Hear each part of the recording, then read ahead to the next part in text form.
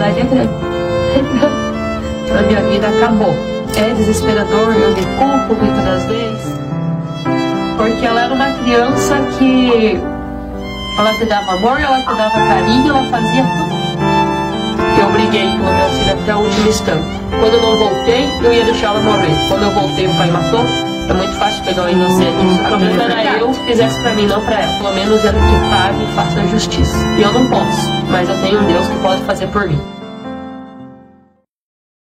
Eu fiquei 2 anos e meio no interior, lá com eles, até ele ser preso pela primeira vez, por porte de arma ilegal, por ele ser uma pessoa agressiva, por lesão corporal e tentativa de homicídio. Porque na época ele ergueu meu filho também numa árvore, numa caixa, meu filho era pequenininho, para tentar me segurar para mim continuar morando lá. E eu não quis. Eu voltei, nessa época eu voltei correndo para trás. Porque ele fez na hora ali. Ele gritou, então eu vou matar teu filho, já que você não vai ficar comigo. Eu voltei para trás correndo e ajuntei meu filho e não deixei. Mas eu já tinha conseguido contato com a minha mãe, com a Claudineia Rodrigues, já tinha conseguido contato com a minha mãe. E a minha mãe ligou para a polícia. Aí eu fiquei lá por 2 anos e meio, nessa época ele foi preso, medida protetiva, ele voltou atrás. Ele ligou, ele veio atrás, eu vou mudar e tal, tanto que eu fui lá e pedi para tirar a medida protetiva, como estão falando, que eu voltava atrás. Não. Eu fui lá e pedi porque como ele estava descumprindo a medida, podia dar problema para mim, né? Porque eu estaria apoiando, então eu falei, não tirei a queixa, jamais tirei queixa dele. Eu jamais voltei atrás do que eu falava e jamais retirei uma queixa, nunca retirei. Eu apenas voltei atrás. Nessa época ainda eu gostava dele, por isso que eu voltei. No ano de 2020 ainda, 2021, que foi o primeiro caso dele ali, da passagem que ele tem pela polícia. Eu vou mudar, Esther, vai diferença. 3 meses ele mudou. Nesses 3 meses que a gente ficou ali, eu engravidei da minha menina. Ele dizia que o meu filho podia ser de qualquer homem, menos dele, a minha filha. Por 9 meses foi um inferno na minha vida. Tanto que a minha mãe ficou brava um dia e ligou pra ele, ou você para com isso, ou eu vou levar pra frente, porque o que tu tá fazendo é crime. Se for preciso, até hoje, mesmo depois da morte da minha filha, eu faço um DNA pra comprovar que é dele a filha. Porque ele dizia que a filha não era dele. Não era dele em instância nenhuma. Quando me dá vontade de comer alguma coisa, tinha desejo, que todo, ele já vai pedir pro pai da criança, não pra mim. Muitas das vezes ele me batia grávida. Muitas das vezes ele imprensou a minha barriga contra a pia para tentar fazer eu abortar a minha filha. A minha filha com 6 meses quis vir ao mundo, eu tive que me internar e ficar tempo internada. Foi passando o dia, quando eu fui para ganhar minha neném no hospital, o que aconteceu? Eu fui ganhar ela no hospital, ele foi me xingando a estrada inteira. E eu tinha risco de morte, né? De morrer no parto. Mas ele, em momento algum, ele demonstrou frieza se eu fosse morrer ou não.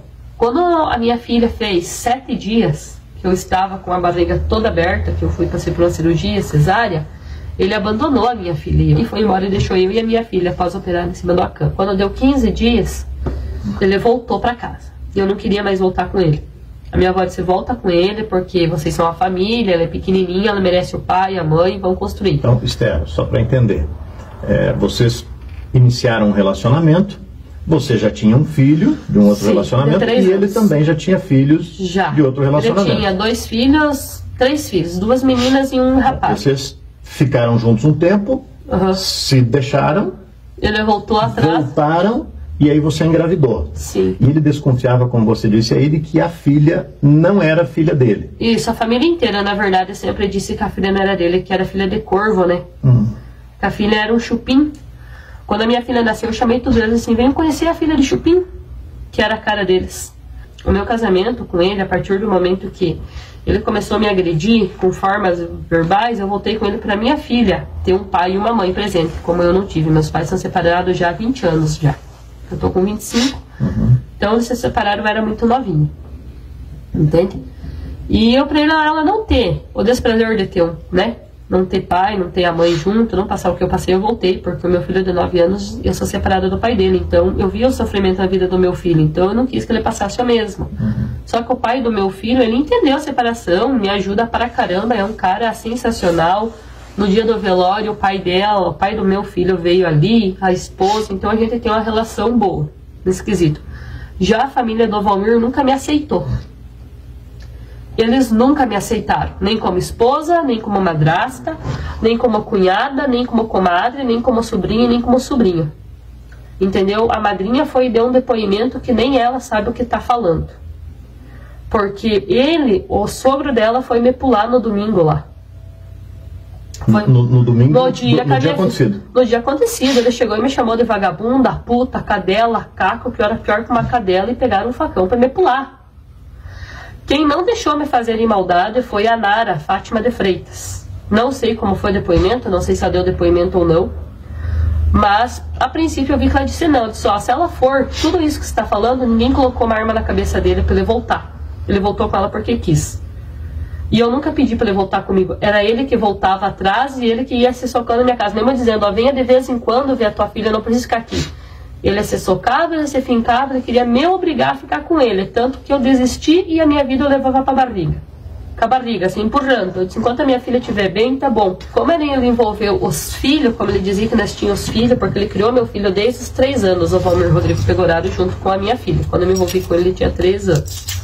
Eu quero esclarecer muito bem que eu jamais tive um amante. Se eu me envolvi com alguém ou com uma pessoa, eu estava separada. Ele estava sozinho e eu estava separada. Quer dizer, vocês têm aí uns 6 anos ou mais de relacionamento, mas são entre indas e vindas, né? Houve alguns términos no meio, né? E depois... Entre idas e vindas. Porque... Vocês terminaram algumas vezes e voltaram. Sim, porque ele me agrediu, né? E eu não aguentava mais ser agredida por ele, eu tirei ele de casa. Ele saiu, mas ele não aguentou. Ele voltou atrás, mesmo com a medida protetiva. Você perdoava essas... Perdoava. Eu acreditava em Papai Noel, como se diz, né? Acreditava, vinha chorando, se ajoelhava, pedia perdão. E a gente, às vezes, por pensar nos filhos, porque sabia que a minha filha tinha quase morrido por causa dele, eu acabei voltando atrás. Porque a minha filha ficou doente nessa época por causa dele. Eu tenho a foto da minha filha praticamente morta nos meus braços, porque ficou doente por causa do pai. Eu levava um casamento de aparência, onde a gente não dormia junto. Se dormia era uma vez por mês e olha lá. A gente não tinha uma vida de casal. A gente tinha uma vida nem de amigo. Ele espantou todos os meus clientes quando eu montei o negócio. Ele atrapalhou tudo, tanto que hoje eu me encontro desempregada, pagando aluguel, pagando meu carro, um filho para criar, que no caso eram 2, mas Deus não me permitiu de eu ter ela por causa que ele fez essa fatalidade com a minha filha, que eu nunca imaginei. Então assim, chegou um extremo que a gente tinha um casamento de aparência. Eu chegava para nós, era bom dia, boa tarde, eu sorria, mas mal sabia o que eu passava aqui. Os meus braços viviam roxo. Só que eu, por medo de prender ele pela minha filha não sofrer, eu nunca denunciei mais. Eles sempre sabiam da violência que eu sofria. A irmã dele sabia da violência que eu sofria. Eles sempre aparparam quando foi para chamar a polícia, que ele pegou minha filha e foi pro meio do mato, ninguém deixou chamar a polícia. Ninguém deixou chamar a polícia. Que não era para chamar, que a nenê, que ele ia ir preso e a nenê ia sofrer. Porque a nenê não ficava longe dele. Esther, nós já vamos chegar nesse ponto de como foi no domingo. Antes, só para entender uma situação. Você fala de que ele achava que não era o pai da Osana. Sim. Mas em algum momento ele ou os familiares chegaram a pedir um teste de DNA? E como era a convivência dele e da Osana? A convivência dele e da Osana, ele depois grande ali, que ela nasceu, que passou esses episódios ali, onde eu relatei para vocês, que ele fez tudo isso, parecia ser boa. Parecia tratar bem. Ele nunca apresentou algo de violência, só que até ela nascer, e até os 7 dias dela, ele maltratou muito a minha pessoa, entendeu? Tipo, ele renegava aquela gravidez. Ele renegou. Então foi algo muito estranho, assim, que pra mim ele nunca apresentava. Tanto que tem a foto ali que a minha filha tirou com ele, deitadinha ali, que tá com a blusinha vermelha. Eu nunca passou pela minha mente que ele ia articular algo tão estúpido assim. Eu falei pra família, eu disse, eu vou fazer o DNA, sim. Mas quando eu bati o pé e falei que ia fazer o DNA, eles viram que a menina era a cara dele. Porque a menina, se for ver, não tem traço nenhum meu. Ela é mais parecida com a família deles, com as tias dela, do que comigo. Foi sempre uma relação muito conturbada. Conturbada mesmo. Sempre diziam que a menina não era dele, tal e tal. Eu sempre dizia, eu faço o DNA. Só que eles nunca tiveram a capacidade de querer fazer. Mas sempre sabiam da violência que eu sofria. Muitas das vezes eu fui humilhada por eles. Tanto que o filho me humilhou muito e me atropelou de dentro da casa domingo ali. Quando eu tava ali com a polícia, eu falei assim, eu já acabei de chamar a polícia ali, se você chamar a polícia, você vai ver o que vai acontecer. Me ameaçando ali. O que você vem incomodar pra cá fazer na casa dos outros? Se ninguém gosta de você, nem a Nara não gosta de você, que é a mulher do que. E daí a Nara tava lá, eu disse, Nara, é verdade isso? Porque foi ela que me ligou. Tenho todas as mensagens dela pedindo pra mim ir pra lá. Ela me ligou pedindo pra mim, né, pra mim ir lá e tal. Eu disse, Nara, eu não tô com vontade de ir, que era dinossauro, parece que a gente tava adivinhando, né? Mas quem diria que ia ser isso aí? Eu nunca saí quando me dava um negócio ruim. Eu disse, então, Nara, eu tô indo por causa de você. Lembra-se bem que é por causa de você. Ela disse, não, eu queria muito ser a tua amiga, porque ela era a esposa do irmão dele, né? Então a gente já às vezes não se dá bem com tanta gente, mas daí vai ficar de mal com quem se pode ter amizade, que nem te conhece. Ela disse, não, a filha da minha casa, eu aceitar, eu moro aqui, ela é bem-vinda. Ô Esther, como é que iniciou isso tudo? Porque agora, nessa última volta de vocês, né, vocês estavam juntos já há quantos meses? Foi de janeiro agora. No domingo, vocês decidiram ir na casa... No sábado nós decidimos ir na casa do meu cunhado. Que é no assentamento Santa Rosa 1. Isso. Que foi onde a gente foi. Que eu tava explicando ali da Nara, que ela pediu pra mim ir. Mas vocês foram, até ali tava tudo bem? Tava tudo bem. Embora fosse um casamento de aparência, como você disse, mas vocês estavam bem, foram na viagem? Bem, fomos bem, tava tudo bem. De noite, ela queria sair um pouquinho, ela, o irmão dela, disse, então eu vou junto. De noite, que você diz, é no sábado à noite? No sábado, chegamos lá, daí tem o tal Val, né, parece que a sobrinha dela não tava bem, eles iam buscar, então disse que eu vou junto, né, como a gente tem segurança e tal, eu vou junto, vai que eu posso ajudar com alguma coisa, sabe o que tá acontecendo lá. Ele já se bravou, porque vocês estão indo e estão me deixando, porque eu não posso ir junto, porque... Daí ele falou, não, vamos junto, Varno. Só que tava muito frio, eu não queria tirar a Osana daquele frio, porque ela tava tomando antibiótico, né? Então se alguém vai ter que ficar, você fica adiante de lá se tu não conhece a guria, cara. Eu tô indo lá só pra buscar ela. Aí ele foi junto. Tá, deu aquele surto de ciúme. Na noite a gente dormiu ali, tudo certo, levantamos, almoçamos, e ele com ciúme. Ciúme, que ele não podia olhar pro lado. Eu ia falar com a minha cunhada, ia no quarto dele do lado da janela, assim. Olhar, minha cunhada só observava. Eu ia fazer não sei o que, ele tava atrás da janela, atrás da porta, atrás da cortina. Eu recebi uma ligação da minha mãe, falando assim, que alguém ligou pra ela pedindo se eu tava bem, que queria saber onde eu tava, onde a minha irmã tava, onde todo mundo tava. A mãe se Esther, você cuida, que tem alguém me ligando pra saber onde tu tá e se tu tá bem. Isso no domingo? No domingo, no dia do fato. Que horas mais ou menos? Era 12:30, tava terminando de almoçar. Quando eu recebi essa ligação, ele se atentou. Ele ficou bravo, não sei o porquê. Eu disse, mãe, então é o seguinte, se alguém tá te ligando, falando assim, é o seguinte, eu vou terminar de almoçar, vou arrumar as coisas no meu carro, tô indo. Aí ele deu outra crise de ciúme. Aí eu falei pra ele, assim, me lembra você, você viu?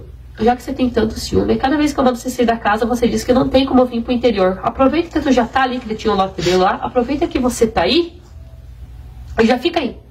Eu não tenho minhas coisas lá. Se eu mando por alguém, já ok, a Nara, alguém busca, eu mando por alguém. Mas comigo tudo vai de carro. Ele já tinha arrumado boa parte de coisas dentro do carro. Bolsa de milho, que ele tinha algumas galinhas, alguns frangos de granja ali. E tal e tal. Aí ele deixou a bolsa de roupa suja dele dentro do carro. Quando ele tirou as coisas dele, ele pegou, antes de ele tirar as coisas dele, ele pegou a minha filha no colo. Eu lembro que o dia de hoje eu tava com ela no colo, tinha terminado de amamentar. Ele disse, deixa eu pegar um pouco. Eu esmorreci ali, sabe? Eu disse, tá bom. Mas no meu ver que ele não ia fazer nada, porque ele chegou pegando tão suave ela no meu colo, tão suave, que aonde eu fiquei anestesiada. Eu disse, então tá bom. Ele foi lá, abriu o porta-mala do carro, pegou uma bolsa de roupa velha, de roupa suja que ele tinha lá. Pra mim, ele ia pegar aquela bolsa de roupa e ia guardar, pra ele deixar ali, né? Por mim, ele tinha concordado. E ele foi descendo, assim, por baixo da casa e virou pro lado do potreiro, às esquerdas. Quando eu vi, ele desceu correndo pro meio do mato com ela, no meio do pai, pro lado do paiol, desceu correndo, assim. E eu fui olhar, eu gritei, esse Valmir? E ele nem tinha. Foi uma coisa assim, sem era nem beira, mas é pra mim que ele estaria brincando. Em nenhum momento ele demonstrou violência. Não, ele pegou com muito carinho ela no colo. Por isso que tem muita gente me julgando e dizendo assim, ah, por que você não defendeu a tua filha? Ah, porque você trocou a tua filha por um traficante. Eu nunca tive envolvimento com facção. Eu nunca tive envolvimento com traficante. Eu nunca tive algo com nada que envolvesse a isso. Eu sempre fui uma pessoa que sempre trabalhei. Trabalhei de segurança, trabalhei com confeitaria, trabalhei com... Quem me conhece super bem, sabe muito bem que nem fumar eu não fumo. Nem beber praticamente eu não bebo. Se eu sair, fui a algum baile, foi quando eu estava separada dele. Ah, mas a menina sempre ela deixava a filha com ele para cuidar pelo baile. Não, vírgula. Ele pegava a filha dele para ir passear com ele. Como eu tinha direito de ver a filha, ele também tinha. Como eu tinha deveres de cuidar, ele também. Então, quando ele fazia as festas dele ou saiu, eu cuidei. Então, quando a gente estava separado, cada um era dono do seu nariz. Não existe esse negócio... Briga hoje, amanhã vai lá e retira a queixa. Não, eu nunca retirei queixa. Porque eu sabia que às vezes eu poderia ter algo pior lá na frente. Só que pra mim nunca seria isso. Eu pensei que ele poderia fazer pra mim, mas não pra ela. Vamos recapitular ali no domingo, Esther. Então, houve essa ligação que você recebeu da tua mãe, né? Isso. Ele ficou chateado, aconteceu uma discussão entre vocês dois. Sim. E aí passou. Aí ele pediu pra... pegar ele no colo um pouquinho. E saiu com ela, e aí você percebeu no momento que ele correu que pra você ele estava brincando, é isso? Pra mim ele estava brincando porque ele tinha mania de pegar ele e sair chacoalhando, tipo fazer cavalinho, brincar e tal. Isso era o quê? 1h da tarde, mais ou menos? Era 1h da tarde. O laudo dela veio que ela foi morta às 1h30. No laudo tá... A 1h30. Ele pegou a neném, não era 1h30. Quando ele pegou meu colo, era no máximo 5, 1h10. Então ele, logo que ele pegou ela, ele já matou. Você sabe como é que foi a morte dela? Chegaram a comentar contigo como é que foi? Ela foi asfixiada e enforcada. Esse é o laudo. O laudo. Quando eu vi minha filha na IML, ela tinha um dedo de grossura no pescoço, avantado por dentro. Como se ele tivesse quebrado o pescoço dela. E depois pendurado. Ô Esther, nesse tempo que ele saiu com ela, e aí que horas que você percebeu que ele não voltou, que você disse, olha, vamos atrás dele, vamos procurar, como é que foi Eu, isso? desde o primeiro momento, eu pedi pra ir. O irmão dele não saiu de atrás, não se movimentou pra nada. O primeiro momento que você diz é logo que ele correu, então? Logo correu. A cunhada dele saiu no corridão, perguntou, pediu pra ele, chamou ele, eu chamei, Nana, filha, responde a mãe, por favor. Gritei, berrava, ninguém me ajudou. Aí eu esperei 1 hora, ele não veio, esperei 1h30, ele não veio, esperei 2, não veio, esperei 3, não veio. Quando deu 4 horas, a minha cunhada chegou lá. Cadê a nenê? Você pergunta pro teu irmão que ele deve saber. Conta pra eles, mano, o que é o surto que o teu irmão deu agora? Mas no nosso ver, era uma brincadeira. Ainda, que ele poderia voltar. Aí não veio desse jeito, eu vou chamar a polícia. Não, não chama, porque ele vai preso, porque ele já tem antecedente, ele estava pagando hora comunitária. Quer dizer, você não acompanhou essa ligação que vazou aí, que foi compartilhada em grupos do WhatsApp? Não, eu recebi por terceiros. Por outra madrinha da minha filha me dando os pêsames, meus sentimentos. Quando a quem é a pessoa que fala com ele naquela conversa? É o genro dele, que é policial penal. Quem eram as pessoas que estavam contigo lá na casa, na Santa Rosa 1, quando ele pegou a filha e saiu? Eu, o irmão e a cunhada. Aí eu não conseguia mais, como ninguém me ajudar, eu fui no André, no vizinho, que deu o depoimento ali, deu a entrevista para a imprensa. Ele já se posicionou, daí eu falei com outro padrinho que já veio também atrás, já começaram a ir pro meio do mato, já corrimos para tudo quanto era lado, né? Aí já chegou a irmã dele, aí já chegou o filho dele, que eu pedi ajuda porque o filho dele também conhecia o lote como se fosse a palma da mão dele. A gente correu pra tudo quanto era lado, só que como era noite, eu não tinha uma lanterna, eu não tava nem com uma farda, eu não tinha nada junto comigo, nem um facão pra me entrar no meio do mato. Como eu não conhecia, eu não conseguia entrar no local, porque como uma mãe não vai entrar atrás do filho, eu fiquei tipo assim, vendo minha filha sendo torturada e não podia fazer nada, porque ninguém teve a capacidade de me ajudar. Você trabalha como segurança às vezes em eventos? Trabalhando como segurança, tenho a farda ali e tudo. Só que eu tinha parado de trabalhar até de segurança ali porque ele ficava com ciúme e dizia que eu trabalhava com uma facção e não no meu trabalho. Pois é, esse negócio da facção que ele fala, inclusive é no fim do áudio que tá lá, né? alegando que você teria se envolvido com uma facção, alguma coisa nesse sentido. Ele fala isso por quê? Gente, assume eu trabalhar de segurança para ele, toda segurança é de uma facção. Gente, eu penso assim, se eu trabalhasse com uma facção, fosse envolvida, eu ia precisar trabalhar? Eu ia estar com o meu carro financiado? Eu ia pagar aluguel? Os caras que eu acho, assim, não conheço nada sobre eles, não sei nada, não sei nem quem é esse pessoal, mas como que eu ia estar numa pindaíba que nem eu estou pagando aluguel, pagando 1.300 entre água, luz e aluguel, mais o meu carro, matando cachorro a grito, fazendo bolinho, pizza, salgadinho aqui e ali para mim vender, para mim sobreviver? Hoje você está com dificuldade financeira, está sem um trabalho fixo, digamos assim? Estou sem trabalho, estou sem ter como eu sobreviver, a única renda que eu tenho é o meu Bolsa Família. Esther, que momento que você soube da morte da sua filha, ou pelo menos boato de que ela teria morrido? Quando é que chegou a primeira informação nesse sentido e como é que foi a tua reação naquele momento? A partir do momento o Copiar recebeu a ligação da filha dele que estava falando no celular. É a Lely, que eu vi que o Copiar dele falou no celular. Daí eu disse, o que ela tá falando, Valdemir? Acharam a nenê? Ele, em momento algum, ele expressou choro, agonia ou coisa, deu risada. Me chamou a polícia, eu cheguei para escutar, a polícia não deixou. Daí eu queria descer, ver, não Mas deixaram. A polícia já estava lá? Já estava lá. Daí eu disse, eu vou descer, vendo que tá minha filha, a cunhada, minha perna, vou ligar pra polícia, que você tá descendo atrás. Eu disse, a filha é minha, eu tô indo, não vou ficar de braços cruzados aqui. Cheguei lá na mulher do Tinheco, uma moça muito gente boa, muito querida, chegou e me abraçou assim, Esther, eu preciso te contar algo, mas eu preciso que você seja forte. Quando ela falou pra mim, eu preciso que você seja forte, eu disse, aconteceu alguma coisa? Sim. Ai, dá até um ruim. Ela falou pra mim assim, me abraçou. Eu preciso te contar algo. Parece que encontraram ele pra frente, ele passa os Maia, mas a tua filha morreu. Alguém morreu, ela ou ele. Mas ele encontraram pra frente, ele passa os Maia, parece que estão localizando ele pra lá. E a tua filha não encontraram aí. Que horas era isso? Já eram 7h30, 8 horas da noite. Quem tinha chamado a polícia? Você. Por volta de que horário, Esther? 4 horas da tarde. 4 horas da tarde que você chamou a polícia.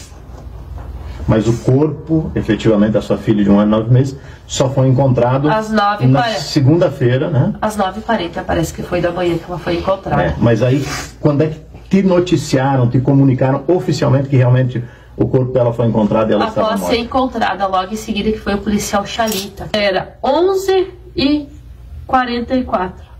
11h44, quando você soube a informação. Você estava onde quando recebeu? Eu tinha recém-chegado da delegacia de Xanxerê, onde eu tinha ido lá dar o depoimento, onde eu tinha falado com ele frente a frente, como eu contei pra vocês, que ele tinha me torturado um monte. Eu disse, pelo amor de Deus, se você largou essa menina em algum lugar, se você amarrou, se você... conta pra mim, eu vou buscar. Daí ele olhou friamente na frente do meu olho. Eu matei. Você se arrepende? Não. Você matou? Sim.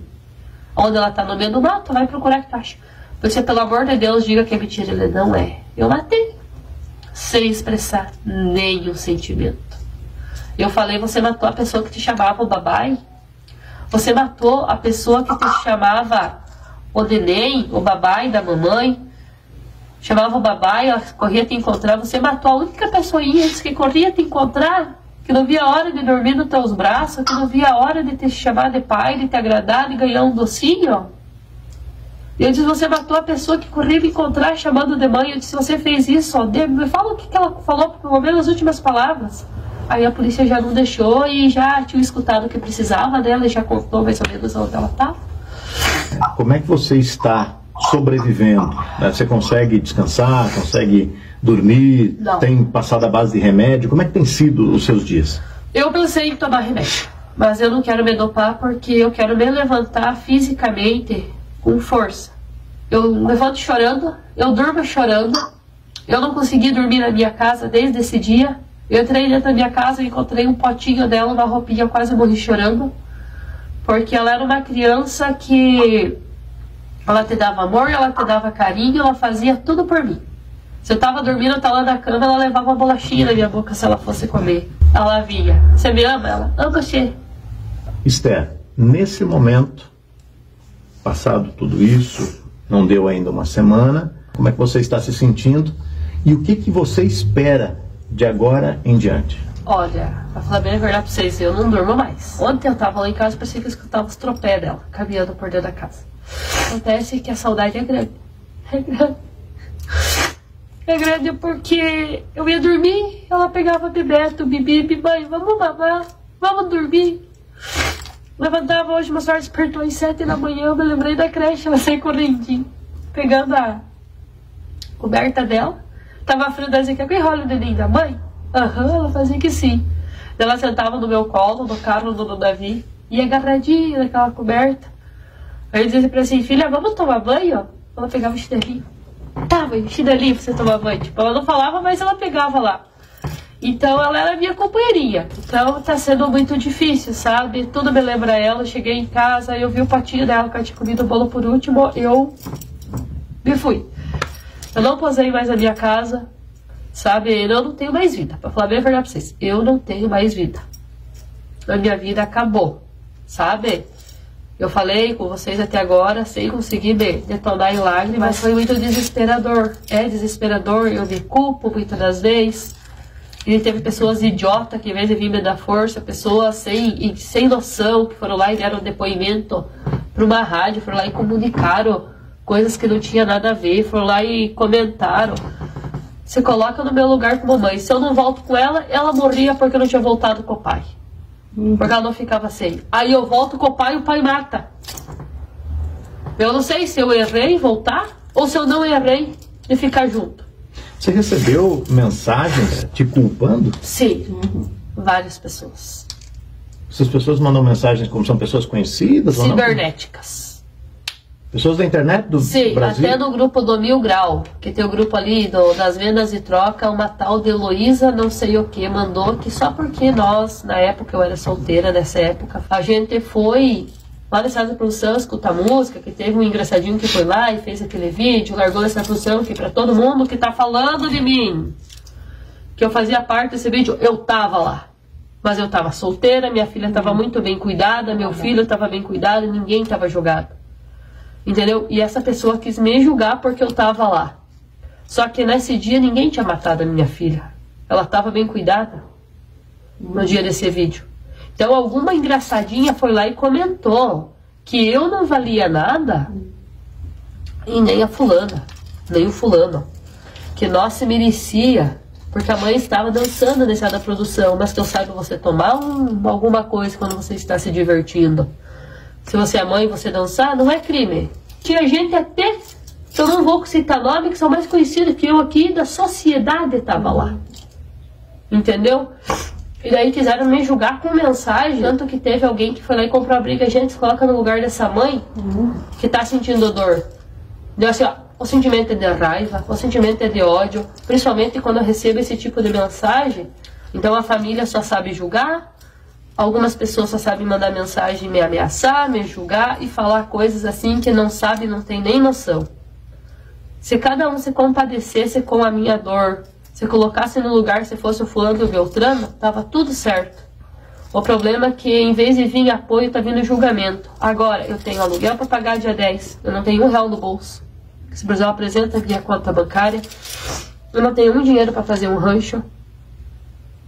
Eu não tenho dinheiro para pagar meu carro. Entendeu? Eu não sei nem como que eu vou resolver esses problemas. Só que a pessoa, em vez de me pedir se eu preciso de algo, vai lá e aponta dedo. Ela falou que me envolvi com um traficante e eu quero que essa pessoa pague, que falou que eu falei que eu me envolvi com um traficante, que é mentira. Eu nunca me envolvi com traficante nenhum.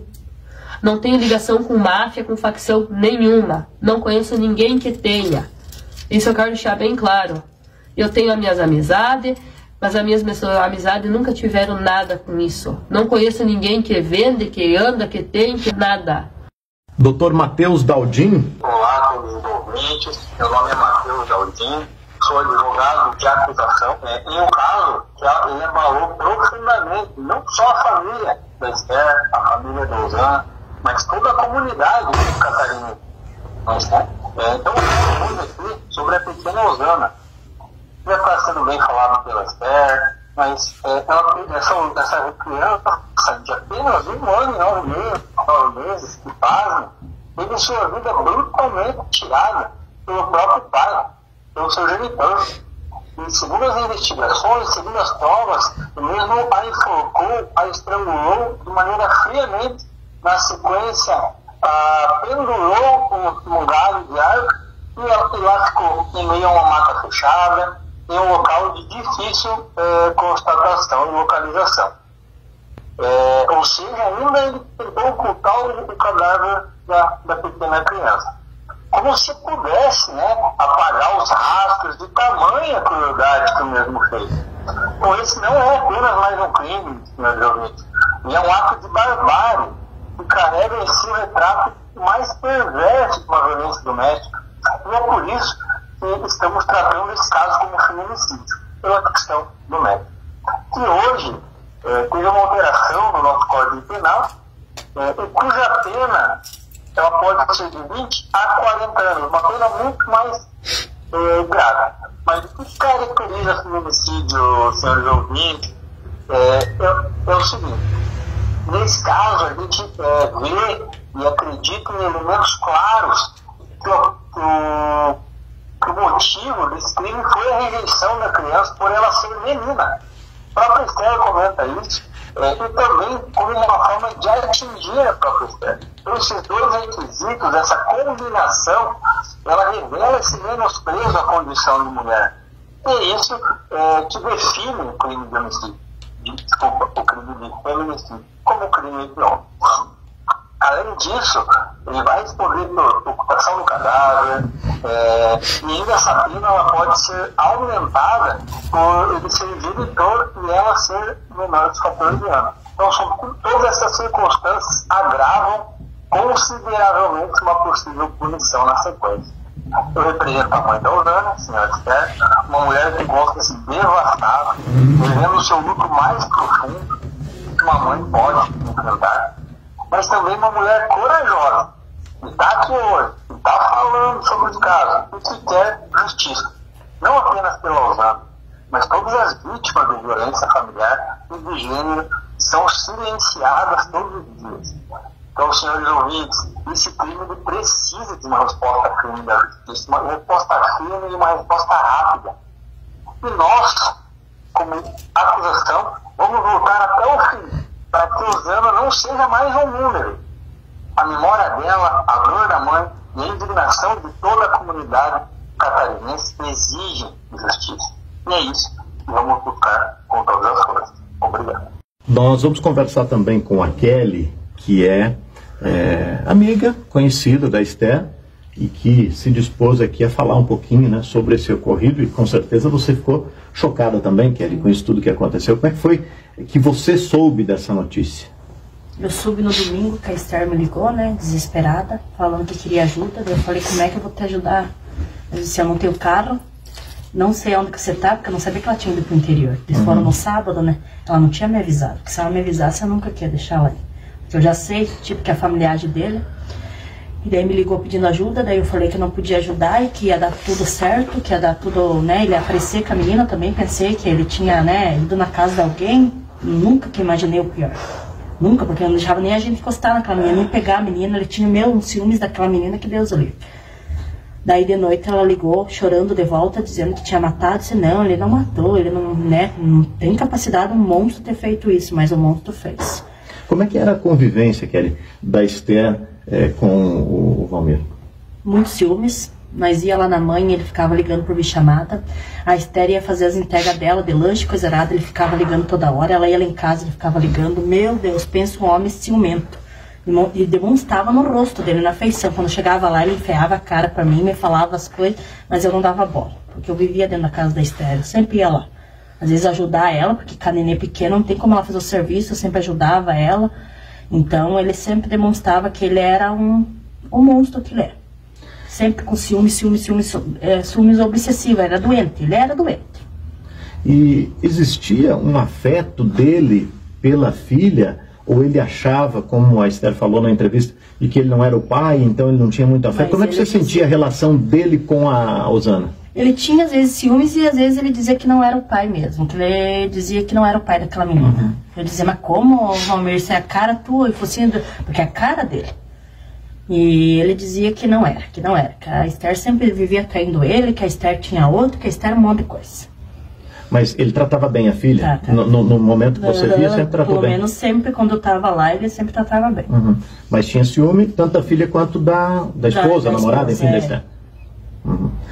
Nesse período que a Esther contou aqui para nós, né, que eles se conheceram, se deixaram, voltaram, houve o registro de alguns boletins de ocorrência. Que conselho você dava como amiga para a Esther e como é que você entendia esse retorno, essa volta deles? Semana retrasada eu tinha batido na Esther, que ficou hematoma, se brigando. Eu disse: Esther, pega e se separa. Só que ela pensava muito na filha, que ia ficar doente por causa do pai, porque ela, meu Deus, uma vez até ela quase se foi, né? Ela ficou quase morta nos braços da Esther por causa do pai. Então a Esther pensava sempre na filha, querendo ficar com ele por causa da filha, para ter o pai e a mãe ali por perto. Eu sempre dava conselho para ela se separar, mas ela pensava na filha para ficar do lado do pai. Eu comprei isso que a Esther me ligou no domingo, eram umas 2 e pouco, né, Esther? Desesperada, chorando, pedindo minha ajuda. Eu falei: o que deu? Ele consumiu com ela no mato. Eu falei: mas vá atrás dela. Ela falou: mas ninguém quer ir junto comigo. E na mesma hora eu escutava no final da ligação os outros lá chamando ela de tudo, vagabunda, puta, e ofendendo ela e dizendo que ele estava brincando. Eu disse: já viu, Esther, que ele vai estar brincando? Não, mas eu acho que ele estava brincando mesmo. Você vai: Esther, acho que ele não estava brincando. Você vai atrás. Ela falou: mas ninguém quer ir comigo, Kelly. Você não tem como me ajudar? Eu disse: não tenho como sair daqui de Abelardo. Eu nem sei onde você tá, que interior que você tá. Eu disse: eu não conheço nada. Se eu não tenho carro, não tenho quem fique com a minha filha, que eu tenho uma filha especial, né? Eu não tenho como te ajudar, Esther. Vamos manter a calma, a fé. E daí, dali a pouco, lá pelas 7 horas, ela me ligou de volta, desesperada, dizendo que já estava sabendo que tinha matado. Eu disse: não, Esther, ele não ia fazer uma coisa dessa, tentando acalmar ela. E no final, tudo eles tomando chimarrão, conversando, dando risada, a familiagem dele. As irmãs, os irmãos, não sei quem estava lá, mas era a familiagem dele. Não tinha ninguém por ela, só Deus por ela lá. Daí eu liguei para a mãe dela, daí a mãe dela falou que não tinha como ir lá, aonde que ela estava também. Que ela não tem carro, né, não tinha quem levasse. E final do mês, ninguém tem dinheiro, essas coisas. Eu falei: mas a tua filha tá lá no apuro. Eles estavam tudo lá calmo, estavam tudo calma. A única desesperada era ela, não ganhou nem um abraço de ninguém. A não ser a da Eva Solar, que me socorreu com gasolina que faltou. Essa mulher merece aplausos, que ela foi lá, ela ficou comigo, deixou as meninas dela dormindo no berço com a mãe dela. Que ficou do teu lado. Foi lá e abraçou. Eles sabiam desde o começo, só que não. E eles davam risada na minha cara. Davam risada. Eles estavam muito calmos, na verdade. Muito né? calmos. Na hora de ofender ela, tudo, mas no momento assim, eles estavam muito calmos. As irmãs dele, os parentes dele estavam muito calmos. Ficaram, né? Estavam muito calmos, porque eles diziam, né, que se chegasse um dia, eles disseram pra mim assim: que pra que outra criança pra incomodar na família quando eu engravidei? Pra que outra criança pra incomodar? Quando foi pra ir pro parto, pra mim ganhar ela, eles falaram que se a neném morresse era um favor. Era uma criança menos pra incomodar na família. Eu briguei pelo meu filho até o último instante. Quando eu não voltei, eu ia deixar ela morrer. Quando eu voltei, o pai matou. Então, assim, pelo menos ele que pague e faça a justiça. A justiça seja feita. Seja feita. E eu não posso, mas eu tenho um Deus que pode fazer por mim. Tenho um Deus que pode chamarem ela de puta vagabunda. Ela sempre cuidou bem. E não foi ela que amarrou a corda no pescoço da filha dela. Foi ele. O monstro é ele. E ainda tem gente que defende. É muito fácil pegar um inocente. Se o problema era eu, fizesse pra mim, não pra ela. É verdade, você ia saber se defender. Não, ele não quis cebolhar em mim, não quis pôr a mão em mim porque ele sabia os cursos que eu tinha. Ele tentou se matar e não conseguiu? Como é que pode uma coisa dessa? Ah, mas de força ele tinha pra matar uma criança, né? Agora pra fazer pra ele não tem coragem de cortar os pulsos, fizesse qualquer coisa. É verdade. Ele tinha, se ele quisesse fazer. O espinho fazia isso. Se ele quisesse mesmo. Então isso é cena. Não, a única coisa que eu quero dizer é que ele faça justiça, porque esse pecado eu não devo. E tudo que estão falando, que venha pro limpo. Porque eu nunca me envolvi com facção, não sei nem o que é isso, não sei o que é facção, não sei o que é traficar droga, não sei o que é você vender, eu não sei o que é máfia. Nem beber, não bebe, nem fumar. Eu nem fumo. Que me prove, a única vez que vocês vão ver eu com alguma coisa na mão foi no dia do baile do shopping que me deram ice. Só. Porque senão nunca ninguém me viu fumar, beber. Pode virar essa cidade e ver se alguém viu fazendo alguma coisa. Tem aquele que vai julgar mal, mas quem me conhece realmente vai ter aquele que vai julgar bem. Eu espero, né? eu espero que venha pro limpo. O que foi feito venha pro limpo, porque chega de mentira. A família nunca apoiou, nunca teve sentimento nenhum por mim, sempre me humilharam. Por que eles não me defenderam quando eu pedi socorro? Primeira vez que ele foi preso, certo, você vira, o problema é teu. Não é que eles falaram no domingo, não era pra você ligar pra polícia, pra ele não ir pra cadeia de volta? Sim. Você pode ligar pra polícia. Falei pra ela, pode ligar pra polícia. Que se importar, se ele não tá se importando, pegou a menina, eles mandaram não ligar pra polícia. Não queriam que eu ligasse pra polícia. Pra ligar pra polícia. Eles não queriam ligar pra polícia, não deixaram, e ainda porque me ameaçou ainda o filho O filho dele. dele também queria avançar nela. Então que a justiça seja feita.